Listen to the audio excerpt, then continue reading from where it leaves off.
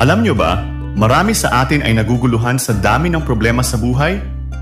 Ngunit sa Stoic philosophy, tinuturuan tayo na may kapangyarihan tayong piliin kung paano tayo tumugon sa mga nangyayari sa atin. Hindi natin kontrolado ang lahat, pero kontrolado natin ang ating pananaw, damdamin at kilos. Isipin nyo ang isang bagyo.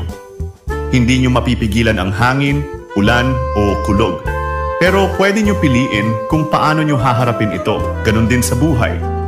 Ang mga pangyayari, mga tao, trabaho, sakit o pagkabigo ay parang bagyo.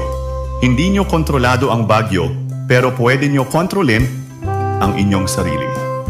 Ang Stoics, tulad nina Marcus Aurelius at Seneca ay nagsabi, huwag niyong hayaang ang panlabas na mundo ang magdikta ng inyong katahimikan.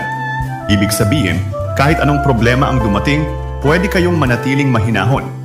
Kapag natutunan niyo mag-focus sa kung ano ang kaya niyong kontrolin, mawawala ang takot, galit, at pagkabahala.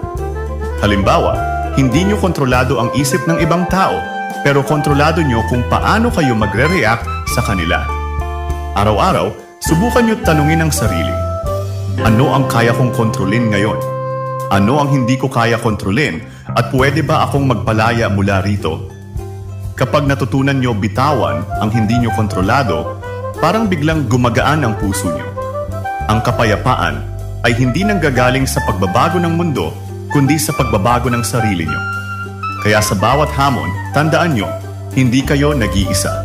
Ang Stoic wisdom ay gabay para maging matatag, mahinahon, at malaya kahit sa gitna ng unos. Manatili kayong malinaw ang isip at bukas ang puso.